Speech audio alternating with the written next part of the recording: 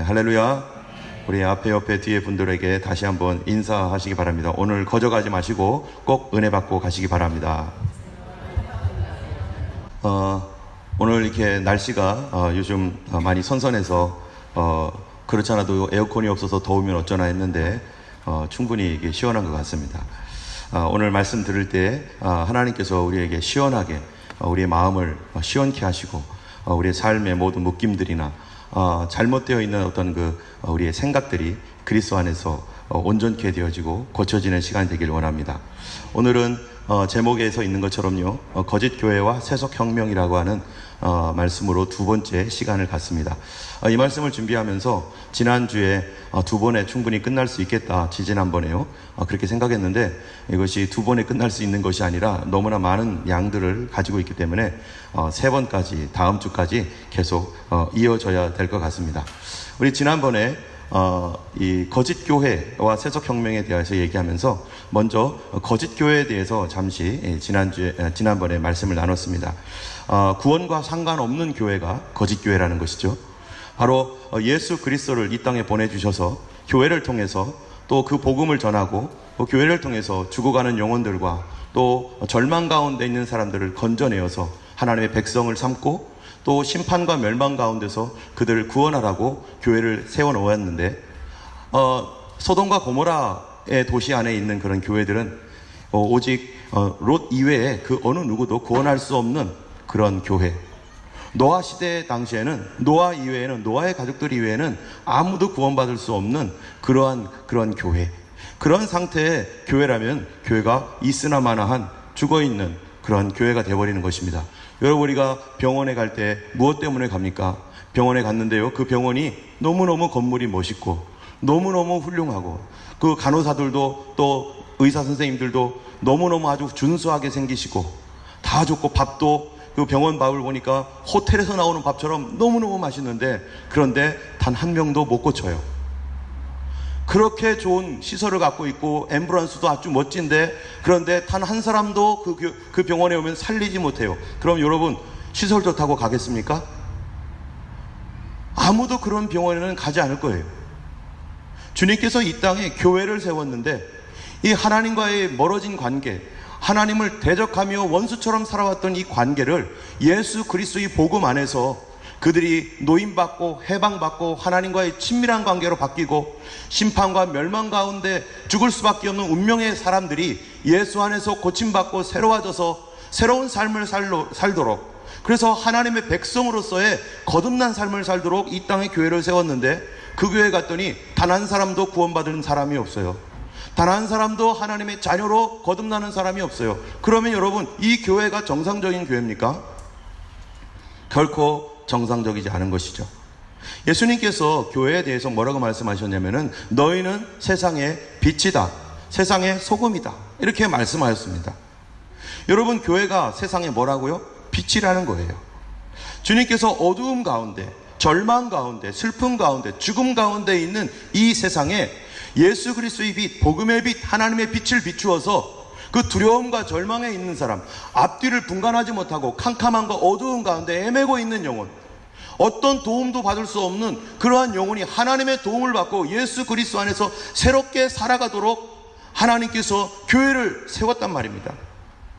그 교회가 그러한 생명과 빛을 주는 곳이 바로 교회인데요, 이 교회의 그 빛과 생명은 여러분 무엇입니까? 한마디로 말하면 그 교회가 가지고 있는 어둠을 무너뜨리고 어둠을 깨뜨릴 수 있는 강력한 무기, 우리 가운데 우리 삶을 절망 가운데서 다시 새롭게 하고 죽어있는 삶을 다시 살리고 또 질병 가운데 고통받는 사람들을 다시 고치고 이제 영원한 형벌에서 건질 수 있는 가장 강력한 무기요 생명은 도대체 교회가 갖고 있는 게 그게 뭡니까?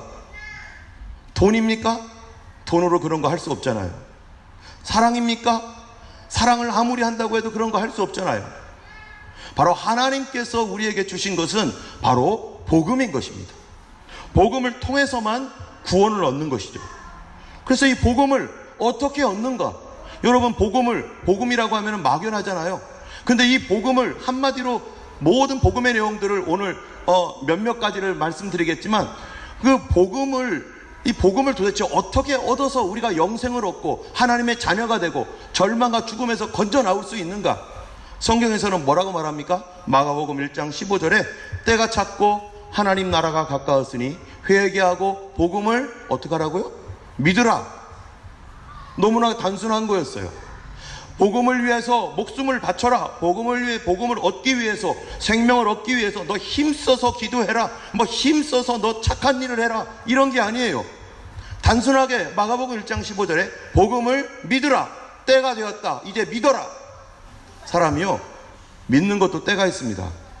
아무 때나 믿지 못합니다. 내가 어떤 사람들이 그런 얘기를 해요.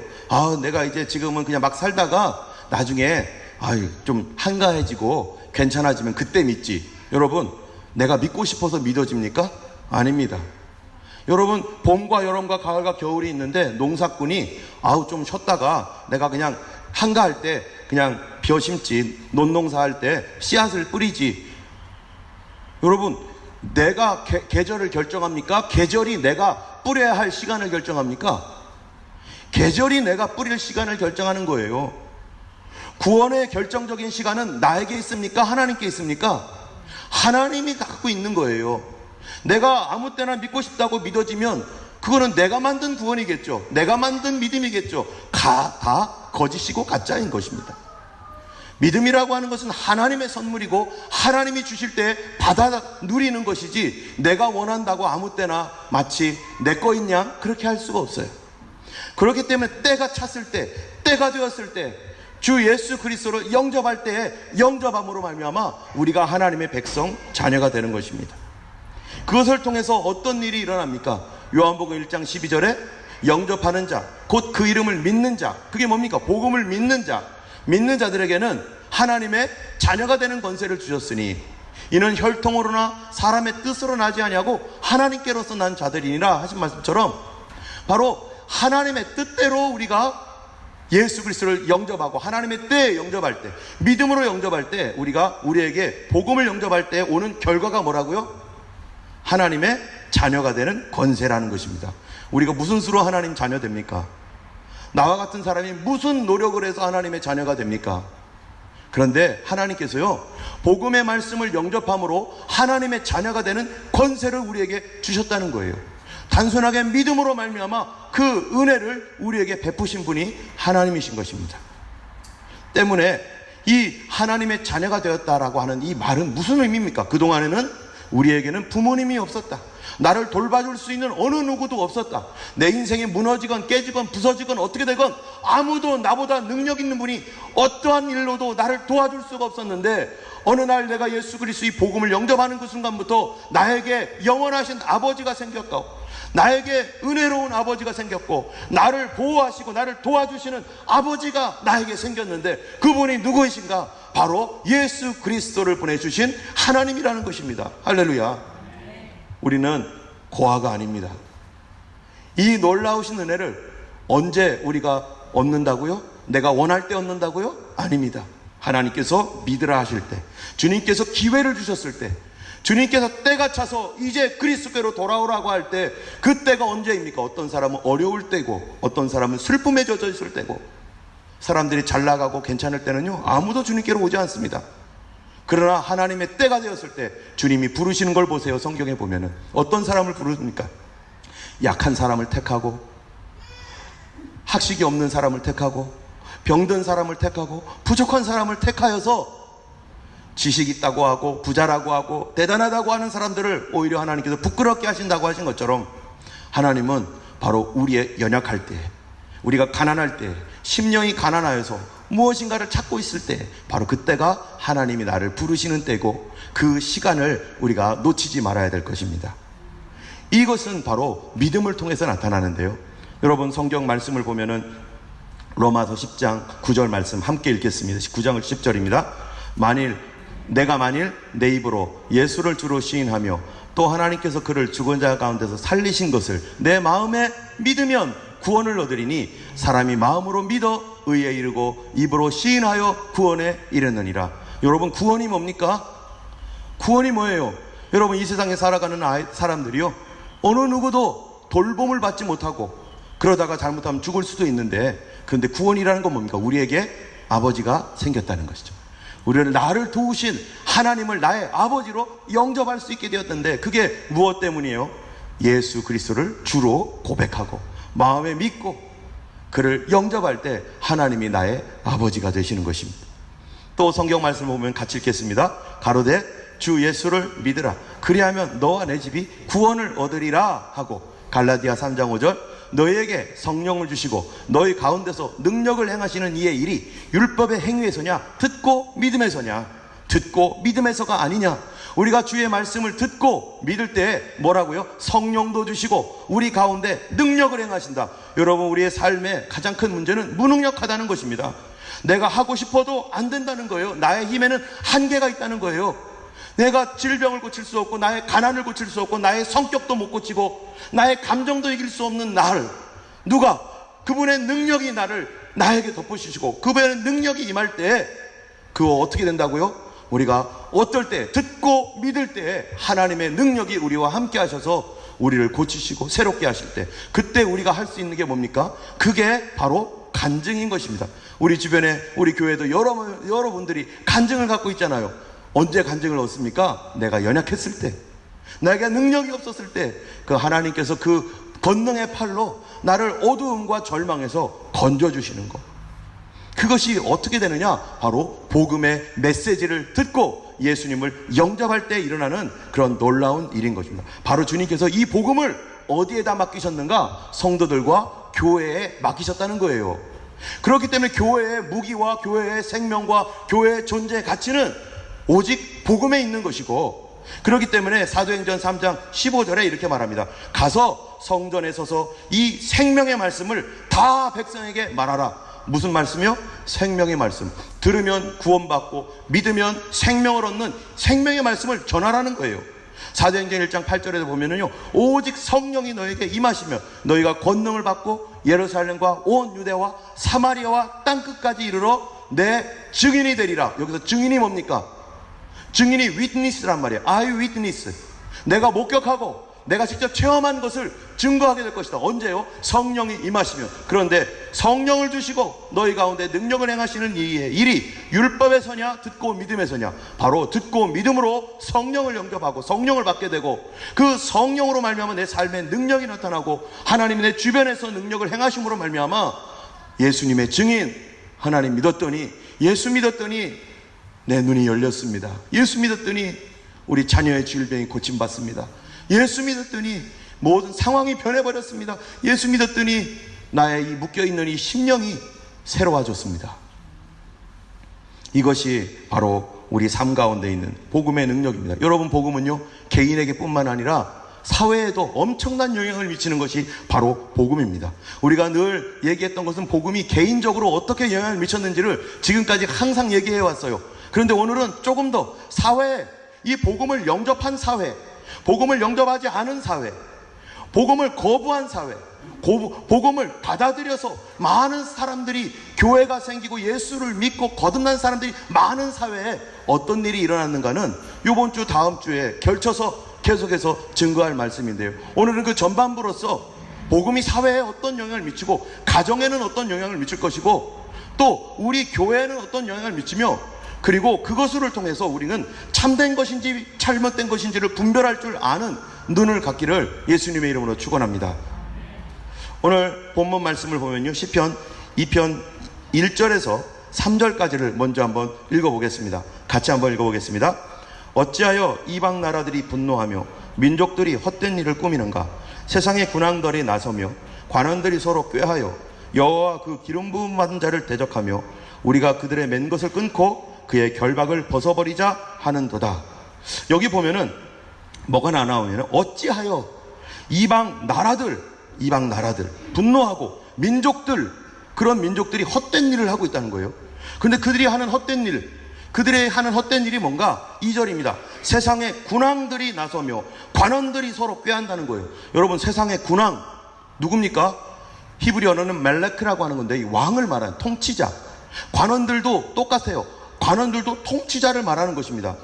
이 세상의 군왕, 통치자, 민족, 열방나라, 이 모든 나라가 하고 있는 일이 뭐라는 거예요? 헛된 일을 하며 분노하며. 그런데 그들이 특별히 뭐를 하고 있는가? 그들이 여호와와 그 기름 부음 받은 자를 대적하고 있다. 그런데요, 여기가 먼저 우리가 알 것은 바로 세상의 군왕과 관원들, 이런 사람들, 그 나라와 왕들을 가리켜서 성경은 뭐라고 말하고 있는가? 여러분, 구약 성경에서는요, 왕과 나라, 이방의 나라들을 가리켜서 짐승이라고 말합니다. 여러분, 짐승, 비스트. 이 비스트라고 말하는 이유가 있는데요, 그건 성경에서 어디에 나오냐면은 바로 다니엘서 또는 요한계시록에 나와요. 어느 날 다니엘이 이 하나님께로부터 계시를 받는데, 다니엘 시대 이후에, 다니엘 시대부터 이 인류 역사 끝까지 나타나는 민족들, 제국들에 대하여, 왕들에 대하여 하나님께서 보여주는데, 그게 뭐냐면은 다 짐승이에요. 하나는, 첫 번째는 사자와 같고, 두 번째는 곰과 같고, 세 번째는 머리가 내딸린 표범이고, 네 번째는 사람이 보기에도 끔찍한 무서운 짐승. 이러한 그 짐승이라고 성경에서는 바로 이 나라, 열방 나라들을 그렇게 말합니다. 도대체 왜 이러한 그 제국들과 나라들을 짐승이라고 말할까요? 바로 그 나라들이 어떤 형태를 가지고 있느냐? 바로 자기 백성들을 짐승처럼 다뤄요. 그리고 다른 나라들과 짐승처럼 싸워요. 이게 무슨 말입니까? 자기 백성들을 어떻게 짐승처럼 다루죠? 우리는 지금 자유민주주의 사회에서 살고 있습니다. 옛날에는 왕정 시대였어요. 전체주의이기도 하고. 자유민주주의라고 하는 이런 우리 자유와 이런 시대는요, 국민들이 주권을 가지고 있고, 우리의 개인의 자유가 완전하게 보장되어지고, 내가 무슨 말을 하든지 어디를 가든지 아무도 터치하지 않고, 내가 자유롭게 내가 하고 싶은 거를 마음껏 할 수 있는 이 사회에 우리가 살아 있고요. 우리가 요즘 코로나로 인해서 사람들이 힘들어서 밥을 먹지 못하거나 또 재정적인 어려움이 있으니까 나라에서 뭐 해줘요? 나라에서 세금을 걷는 게 아니라 그동안 걷었던 세금으로 이 호주 정부 얼마나 감사한지 몰라요. 옛날보다 돈을 더 많이 받네. 그렇잖아요? 아니, 예전에 열심히 일을 해도 못했는데 이제는 이 나라가 얼마나 감사한지, 일하는 거 부족한 것들을 채워주겠다고 해가지고 이렇게 뭐 해주는 거예요. 지금 나라가 백성들을 도와주고 백성들이 살 수 있게 섬기는 일을 하고 있는 이 시대, 우리가 이런 시대에 살고 있는 게 얼마나 감사한지 모릅니다. 그런데 성경이 쓰여졌을 그 당시에는 반대입니다. 누가 주인이에요? 국민이 주인이 아니에요. 그 나라의 왕이 주인입니다. 그래서 옛날에 우리나라는 뭐라고 말합니까? 이시조선, 왕씨 고려, 박혁거세가 있어서 누구예요? 그 사람이 고주몽 고구려를 세우고, 박혁거세는 어디를 세웠어요? 어디 세웠죠? 신라인가? 예. 온조 왕은 어디를 세웠어요? 백제인가요? 그래서 하도 안 헤어져 가지고 어떤 사람이 고구마 100개 심자, 옛날에 삼국시대 고구마 100개 심자, 고구려 백제 신라, 뭐 이렇게 외운 사람도 있는 것 같아요. 어쨌든 그 모든 나라들의 주인이 누굽니까? 백성입니까? 백성 아니었습니다. 왕입니다. 귀족들이고, 그 귀족들이 떠받치고 있는 왕. 마치 북한의 김정은이 왕이고, 거기에 있는 하수인들이, 그 공산당들이 그 귀족이고, 나머지는 다 피지배 계급이잖아요. 그런 사회 속에서 살고 있었던 때가 바로 불과 얼마 전이었어요. 이 백성이 왕이고, 그래서 이 백성은 종이고, 섬김을 받을 대상이 아니라 왕과 나라를 섬겨야 할 대상, 지도자를 섬겨야 할 대상. 그런데요, 너무나 안타까운 것은 이런 지도자를 섬겨야 되는 것을 영원토록 고정시켰다는 겁니다. 여러분, 그 고정시킨 게 뭐라고 말할 수 있어요? 그게 신분제도입니다. The status system. 무슨 일이 있어도 종은 평생, 노비는요, 어떻게 해요? 절대로 노비 생활에서 벗어날 수가 없어요. 내가 죽으면 내 자녀들도 노비, 그 자녀들이 죽으면 또 그 자녀들도 노비. 영원토록 노비에서 벗어날 수 없는 사회. 그 사회가 어떤 사회였다고요? 예전에 그런 왕, 이런 짐승들이 다스렸다라고 하는 성경에서 말하고 있는 그 사회. 그 사람은 우리랑 다른 사람입니까?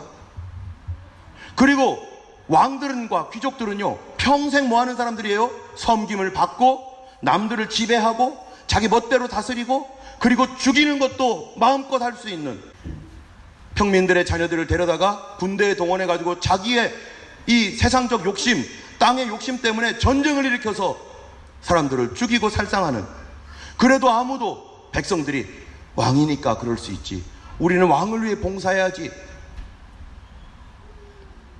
이런 사회를 성경에서 말하기를 바로 짐승이라는 겁니다. 백성들을 짐승처럼 다루고 짐승처럼 서로 싸우는. 그러나 하나님의 뜻은 그런 것이 아니었습니다. 하나님의 창조의 섭리는 뭡니까? 바로 하나님께서 사람을 하나님의 형상대로 지었다는 거예요. 인간은 어떤 왕 아래에서 그들의 부속물이 되어가지고 그들을 위해서 봉사하다가 죽는 그런 존재가 아니라 하나님을 닮은 형상으로서 하나님이 지으셨고 그 사람들을 고귀하고 존귀하고 보배롭게 여긴다는 것이 하나님이 우리를 창조하신 그러한 하나님의 성품인 것입니다. 그런데 사람들이요, 그 하나님을 떠나서 타락한 뒤에 우리 하나님 싫어요 하고 하나님의 말씀을 떠난 뒤에 일어난 현상이 뭐냐? 바로 하나님이 우리 왕이 아니라 사람을 왕으로 삼겠다고 하면서 그 사람들이 각자마다 왕이 되면 무조건 그거를 영원토록 지키기 위하여 사람들을 자기의 노예화 만들고 신분제도를 통해서 영원토록 이 신분으로 끝까지 영원토록 이것을 그대로 누리겠다라고 하는 것이 인간 세상이었다는 거예요. 이게 짐승이라는 것입니다. 여러분, 성경에 보면 짐승에 관하여 특별히 기록하고 있는 성경이 있습니다. 한번 읽어보겠습니다. 시작. 사람은 존귀하나 장구치 못하며 멸망하는 짐승 같도다. 이게 무슨 말입니까? 사람은요, 존귀하대요. 그런데 장구치 못하다. 이게 장구하지 못하다라고 하는 것이 곧 죽는다라는 뜻이에요. 여러분, 왕들도 죽습니다. 그리고 그 왕들이 가지고 있었던 철학이나 생각들을 가지고 다스렸잖아요. 그 생각이 왕이 죽으면 다른 사람이 와가지고 그거를 바꿔버려요. 어떤 사상도 사람들이 변하면 바꿔버려요. 더 좋은 사상이 오거나 더 나쁜 사상이 그거를 먹어버리면 자꾸 바뀌는 거예요. 사회 시스템도 바뀌고. 어느 누가 영원한 사람이 어디 있습니까? 인간이 누구라는 거예요? 인간은 영원하지 않다. 영원하지 않은 것을 마치 영원한 것처럼, 진리가 아닌 것을 마치 진리인 것처럼, 조금 있으면 없어질 것을 영원한 것처럼 그거에 목숨을 걸고 그거를 붙잡고 다니면서 이것 아니면 죽는 것처럼 살아가는 그 인생에 대하여 사람이 성경이 뭐라고 하는 거예요? 그게 바로 짐승의 삶이다. 우리 영원하지 않습니다. 또 읽겠습니다. 시작. 존귀에 처하나 깨닫지 못하는 사람은 멸망하는 짐승 같도다. 사람은 존귀하단 말이죠. 그러나 깨닫지 못한대요. 뭐를 깨닫지 못합니까?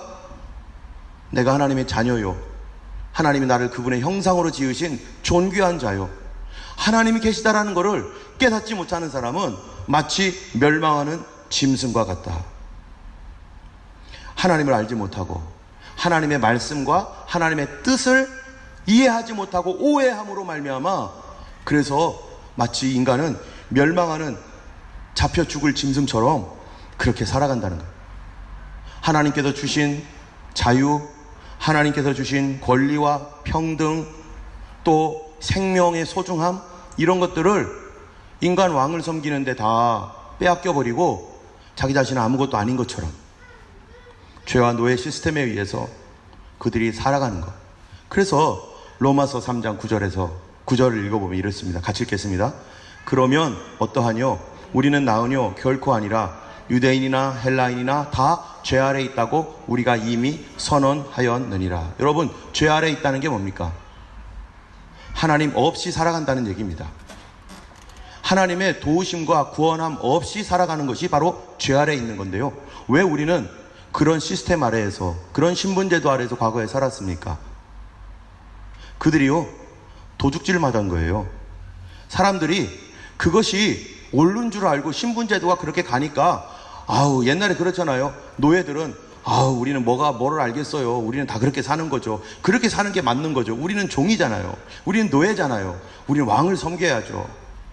나에게 권리나 나에게 어떠한 인권이나 이런 게 어디 있어요. 우리는 그냥 왕만 잘 모시면 되죠. 국가를 위해서. 이러한 것이 사람들로 하여금 하나님 없는 시대, 하나님 없는 세상으로 살게 만들고, 내가 가지고 있는 것들이 무언지도 모르고 빼앗긴 상태에서 뭐를 빼앗겼는지도 모르는 거죠. 여러분, 얼마 전에 제가 인터넷에서 한 북한 여성이 탈북을 했는데, 이 사람이 군인이었어요. 군인이었는데 김정은 생일이나 또 뭐 이런 노동당 창건일 뭐 이렇게 되면요, 군사 퍼레이드를 하잖아요.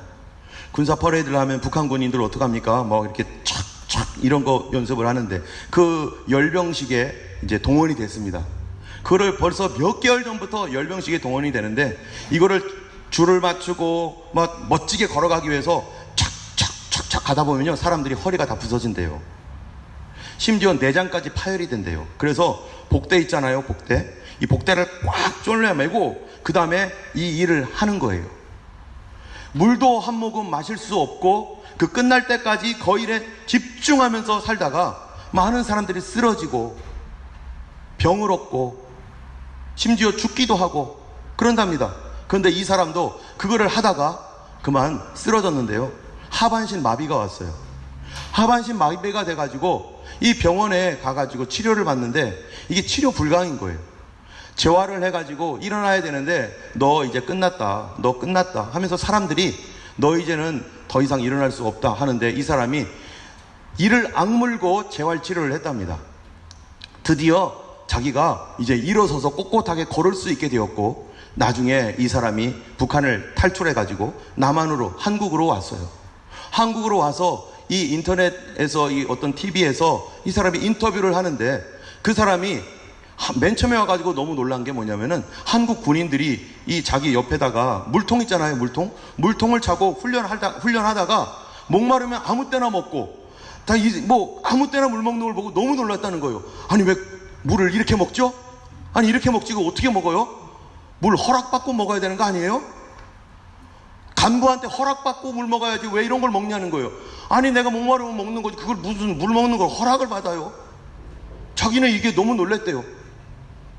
그러면서 한국 생활을 하면서 그 사람이 울더라고요. 뭐를 우냐면은, 자기가 한국에 와가지고 너무나 놀라운 걸 발견했는데, 그거는 우리에게 인권이 있다는 것을 발견했다는 거예요. 인권이 뭡니까? 인간의 권리잖아요. 인간의 권리. 나도 사람다운 권리가 있다는 것을 알게 됐다는 거예요. 그것 때문에 그제서야 울면서, 나는 한국에 와가지고 처음 알았다고. 북한에 있을 때는 자기 권리가 없었어요. 그런 게 있는 줄도 몰랐어요. 그냥 나라에서 하라면 하는 거고, 죽으면 할 수 없는 거고, 내가 싫으면 거부도 못하는 그런 사회 속에 살다가 나에게 권리가 있구나.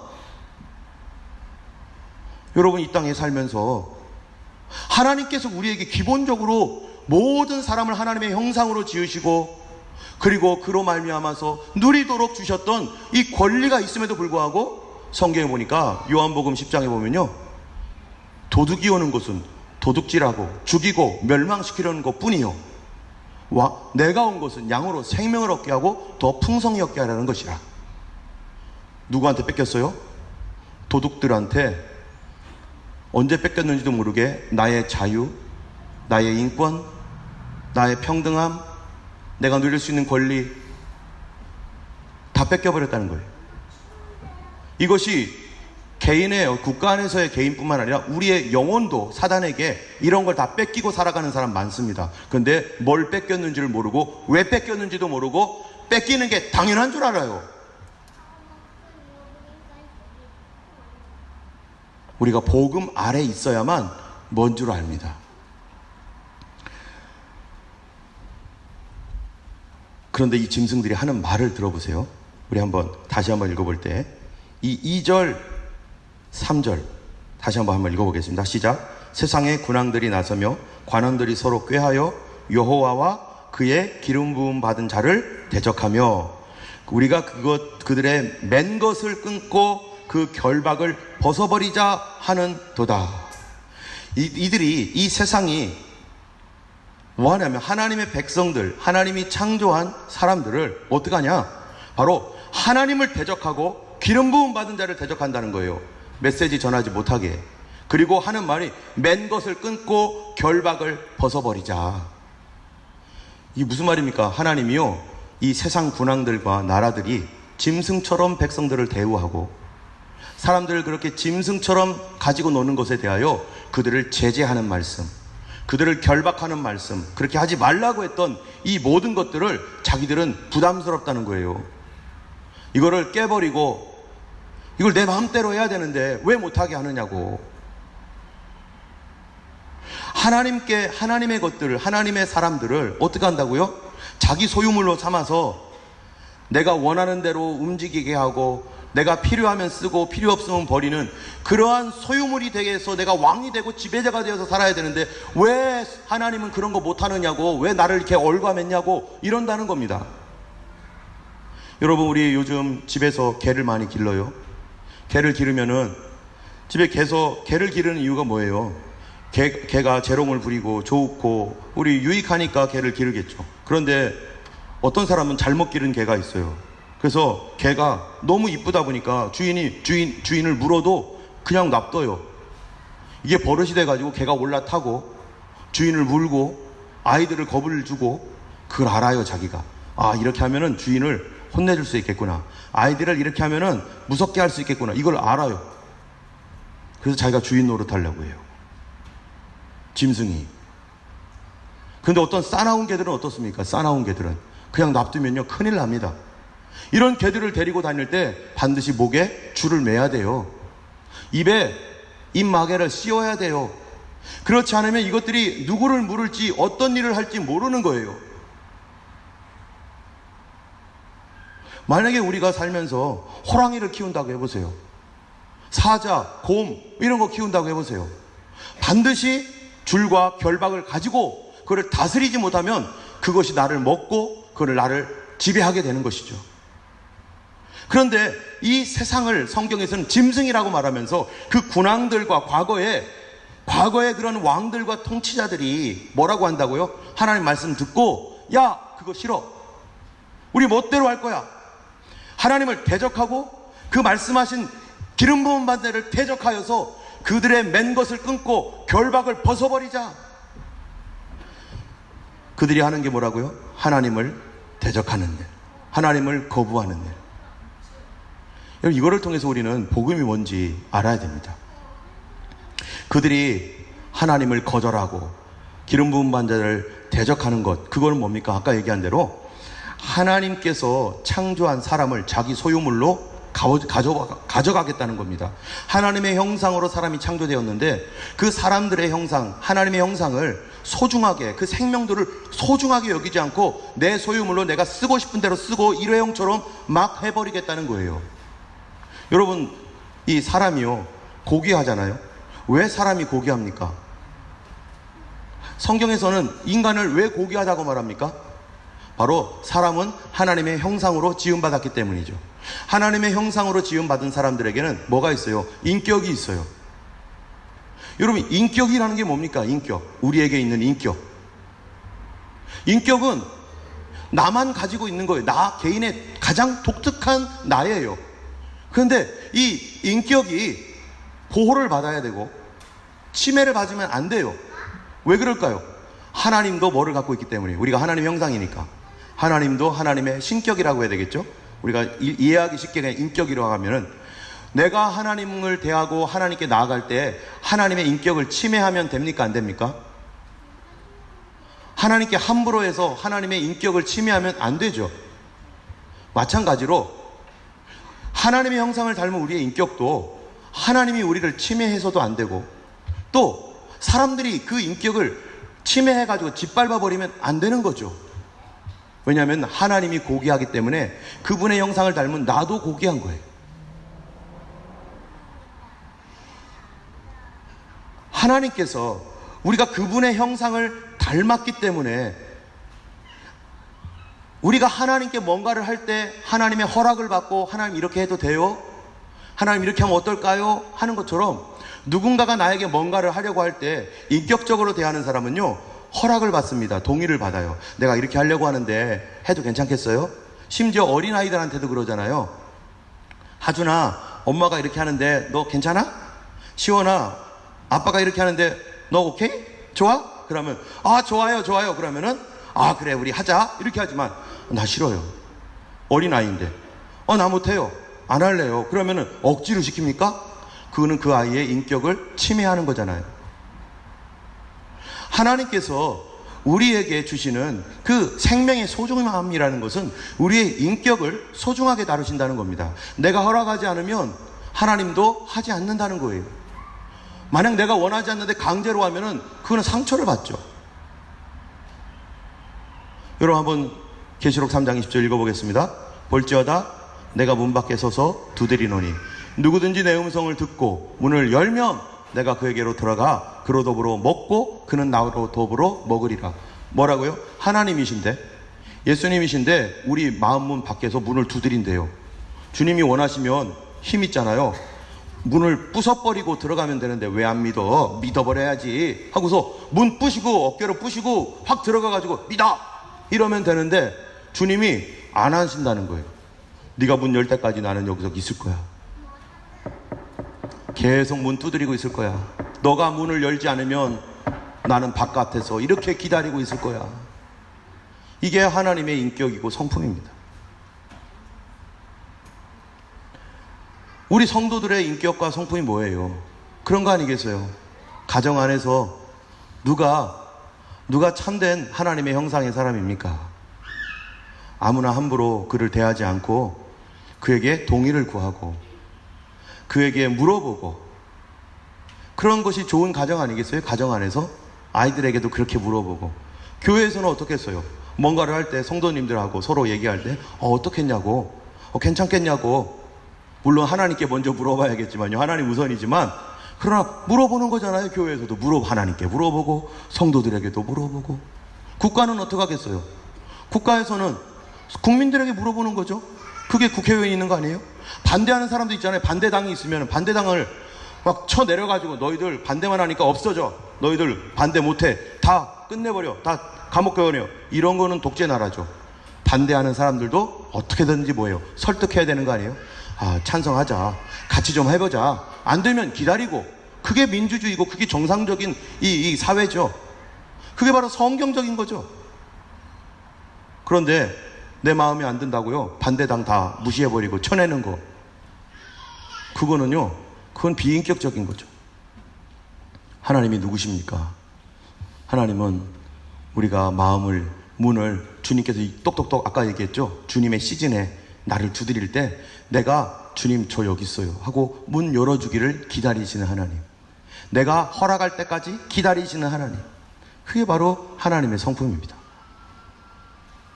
때문에 우리가 세상을 바라볼 때 과연 이런 세상인가 아닌가를 분별하셔야 돼요. 어떤 지도자가 이런 지도자인가 분별하셔야 돼요. 두 번째로는요,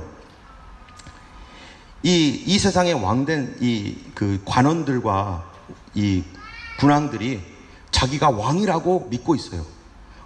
서로 성경에는요, 오직 누구만 왕입니까? 하나님만 왕이잖아요. 하나님만 왕인데 자기가 왕이 되는데, 그래서 세상을 지배하고 자기 멋대로 다스리라고 하는 것이 이 세상이라는 거예요. 그래서 그런 세상의 특징을 성경이 이렇게 말합니다.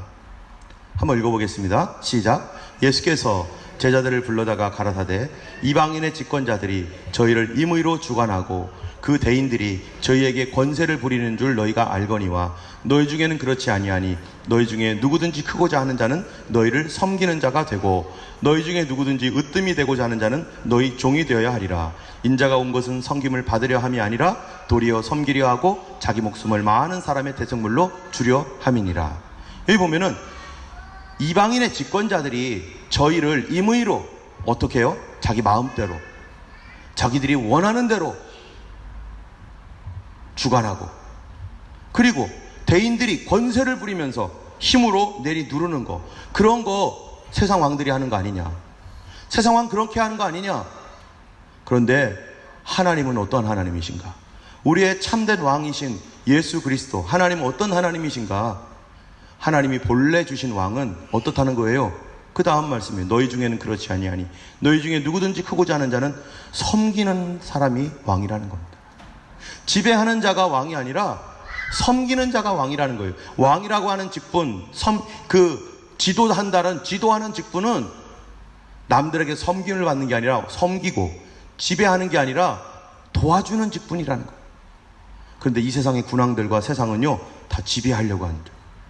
여러분, 가정에서도 부모님들이 아이들을 지배하려면 그게 뭡니까? 반성경적인 거죠. 지배하는 게 아니에요. 섬겨줘야죠. 어리니까. 교회에서도 내가 누구야, 나는 이 정도야 해서 지배하려고 한다면 그거는 성경적이지 않죠. 국가에서도 마찬가지죠. 우리의 참된 왕은 뭐예요? 인자가 온 것은 섬김을 받으려 함이 아니라 도리어 섬기려 하고 자기 목숨을 많은 사람의 대성물로 주려 함이라. 여러분, 참된 왕은 자기 목숨을 주는 왕, 그게 바로 하나님이십니다. 그게 바로 예수님이십니다. 그런데 이 세상 군왕들은 다른 사람들을 나를 위해서 죽이지 자기가 백성들을 위해 죽지 않아요. 바로 이게 짐승사회라는 것입니다. 여러분, 성경에 요즘 창세기를 우리가 성경 공부하고 있는데요, 유다를 보세요. 유다, 요셉이 이집트의 총리가 되었을 때 그 유다와 그 형제들이 예전에 요셉에게 잘못했던 그 죄, 요셉을 죽이려고 했었던 그 죄에 대하여 그들이, 그 앞에 있는 사람이 요셉인 줄도 모르고 그 형제들이 다 섰을 때 요셉이 그 베냐민을 잡아서 감옥에 가두려고 할 때 제일 먼저 회개하면서 우리가 잘못했으니까 나를 잡아놓고 우리 형제들은 다 살려달라고 했던 사람이 누구예요? 나를 차라리 잡아가시고 내 형제들은 다 살려주세요, 내가 죽겠습니다 했던 사람이 누구예요? 그 사람이 유다 아니에요? 그러니까 그 유다에게 하나님께서 뭐를 주십니까? 왕권을 주시잖아요. 유다에게서부터 누가 나옵니까? 이스라엘의 지도자인 다윗이 나오고 유다 왕국이 나오고, 거기에서 누가 나와요? 예수 그리스도가 나오시잖아요. 참된 왕은, 어떤 왕이 참된 왕인가? 내가 책임지겠다는 게 참된 왕이죠. 다른 사람들의 죽음마저도 내가 책임지고 대신 죽겠다, 그런 왕만 참된 왕이지, 자기는 죽지도 않으면서 지배하려고 한다, 이거는 참된 왕이 아닌 거죠. 바로 여러분, 복음은 전 세계에 지금 성경이 쓰여진 그 이후부터 지금까지 계속 이 세상에 이 메시지를 외쳐왔어요.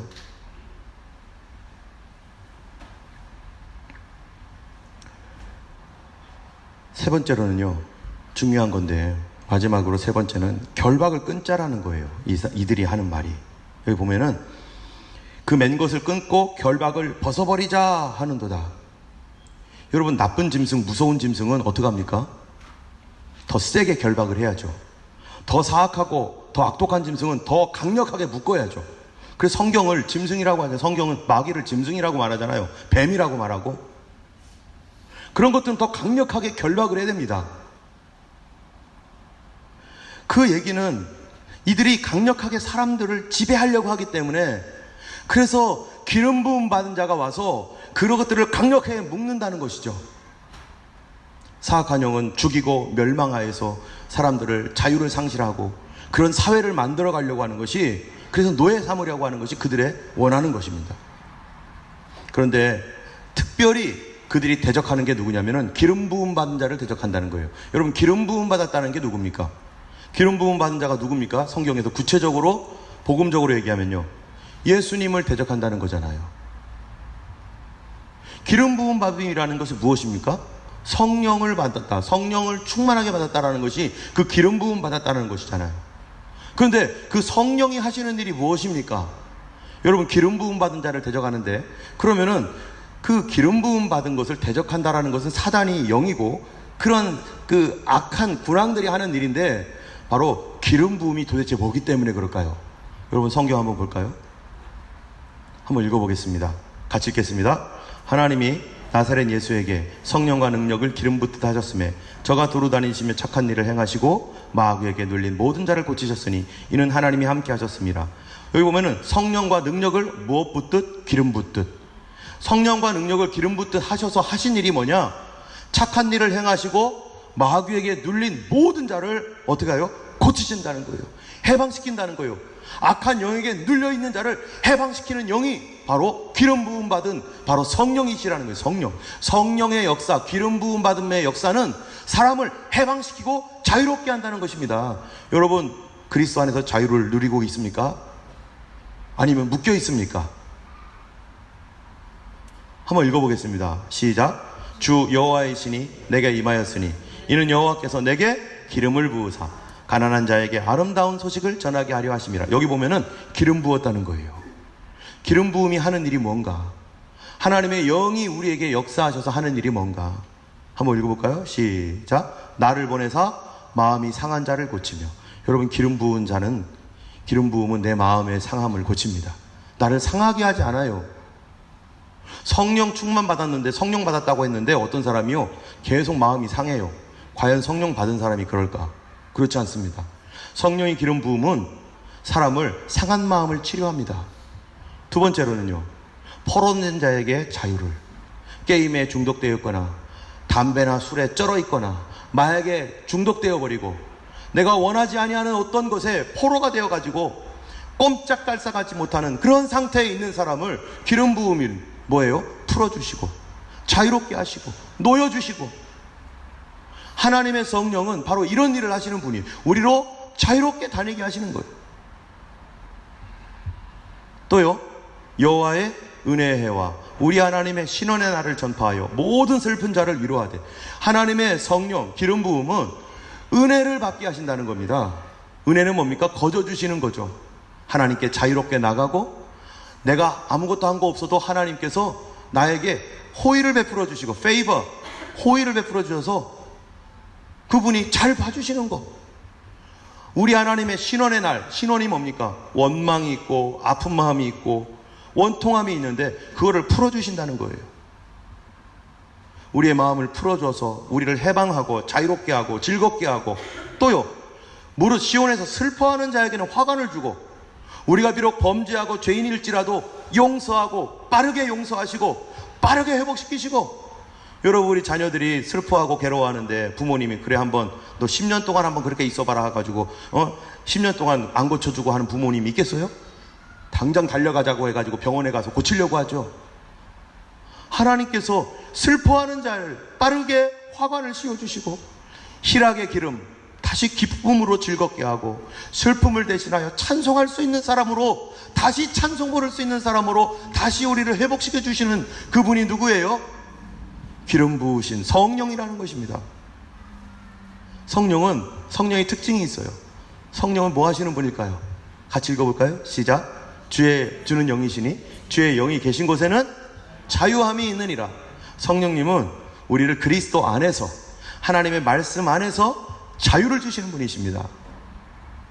그런데 마귀는요, 하나님 말씀 갖고 우리를 꽉꽉 오해해가지고요, 잘못 틀어가지고 아무것도 못하게 만들어요.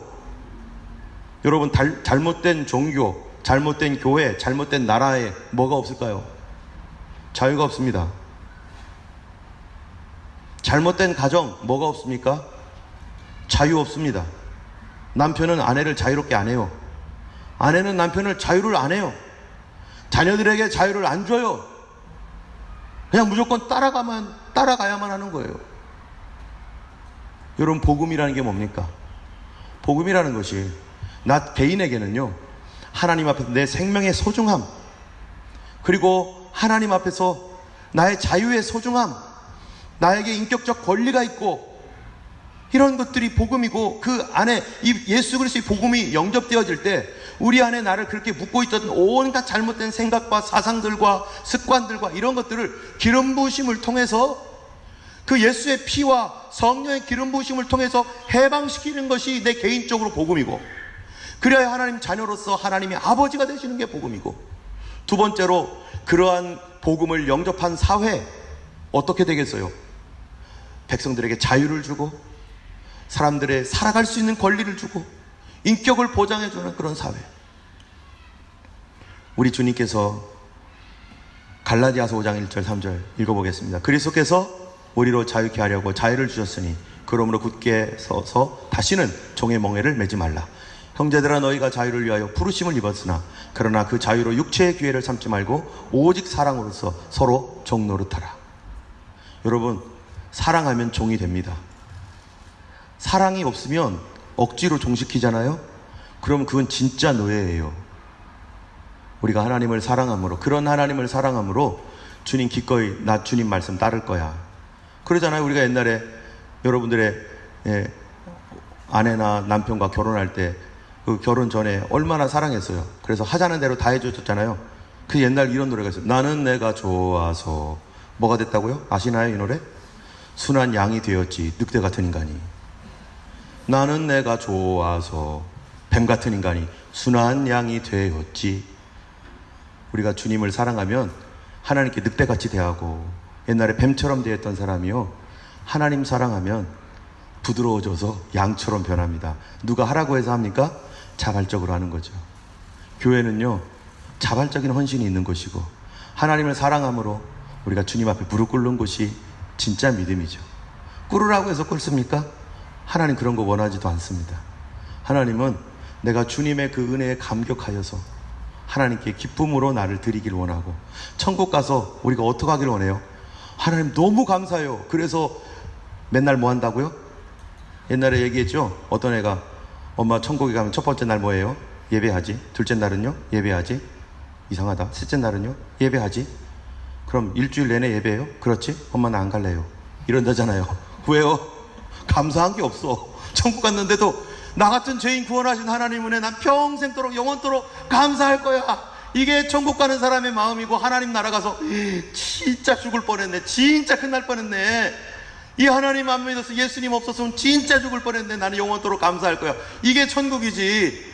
아유, 부르라고 한다고 부르고 부르지 말라고 하면 아우 좋다고, 이건 천국이 아니잖아요. 우리 하나님의 성품 예수 그리스도를 통해서 우리에게 주신 은혜는 바로 자발적인 헌신과 자유 안에서 주님을 누리며 하나님의 영광을 나타내는 그런 삶일 뿐만 아니라, 여러분 이 땅에 우리 호주가, 또 대한민국과 미국과 이 전 세계가 어떤 곳이 되어야 되겠습니까? 바로 이런 세상이 되어야 되지 않겠어요? 그런데 마지막 때가 되면 어떻게 된다고요? 성경에 요한계시록에 보니까 이런 모든 것들을 다 제한하는 사회, 그게 바로 환란의 사회라는 거 아니겠습니까? 주님이 언제 오실지 모르지만 우리가 깨어 기도하는 성도, 세상을 바라보면서 과연 이 땅이, 이 세상이 어떻게 가고 있는지, 우리 가정은 어떤 가정인지, 우리 교회는 이 말씀에 비춰볼 때 어떤지를 우리가 분별하시고 또 깨달으시는 여러분들 되길 주님의 이름으로 축원합니다. 이 시간 우리 함께 기도하겠습니다. 내가 혹시 다른 사람들 하나님 앞에서 참으로 온전하지 못했던 그런 모습으로 억압하며 또 불의한 삶으로, 거짓으로 살아왔던 것들이 있다면 용서하시고, 또 내가 하나님을 오해해서 하나님이 그런 분이 아닌데도 불구하고 그런 분이라고 내가 단단히 믿고 마귀에게 묶여 있었다면 주여 나를 풀어주시며 내가 복음을 영접합니다. 나를 살리시고 풍성케 하시는 주의 은혜 안에 거하게 하여 주옵소서. 나를 더 회복시켜 주시고 온전케 하여 주옵소서. 우리 같이 기도하겠습니다. 할렐루야. 하나님 아버지 감사합니다. 거룩하신 하나님 아버지 감사를 드립니다. 주께서 우리에게 복음을 주셔서 예수 피로 아버지 하나님이여 참으로 구원하여 주시고, 그를 영접하고 믿는 자들에게 하나님 성령으로 기름 부으시고 자유롭게 하시며, 하나님 주신 하나님 그러한 하나님 기뻐하시는 삶으로 우리를 바꿔주심을 감사합니다. 혹시 우리가 살면서 하나님 아직도 매여서 아버지 하나님의 하나님을 오해하고 있다면 주여 우리의 생각을 하나님을 묶고 있는 모든 악한 결박들이 끊어지게 하여 주시며, 아버지 주 예수 안에서 우리 하나님의 나라를 이 땅에서 누리며 하나님 영광을 위해 살게 하시고, 주여 특별히 이 땅을 바라보며 하나님의 마지막 때가 가까워온 것을 우리가 보고 있습니다. 아버지 하나님이여 참으로 주의 말씀과 반대로 나가는 이 세상을 보며 우리가 이 땅을 위하여 기도하고 하나님 나라를 위하여 하나님이여 우리가 이 복음을 지키는 교회 되게 하여 주시옵소서. 이제는 우리 주 예수 그리스도의 놀라우신 은혜와 하나님 아버지의 크신 사랑과 성령님의 감화 감동 위로 인도 교통하심이 주님을 나의 구주로 모시며 예수를 영접한 모든 주의 백성들 머리 위에 이제로부터 영원토록 함께 하시기를 간절히 축원하옵나이다. 아멘.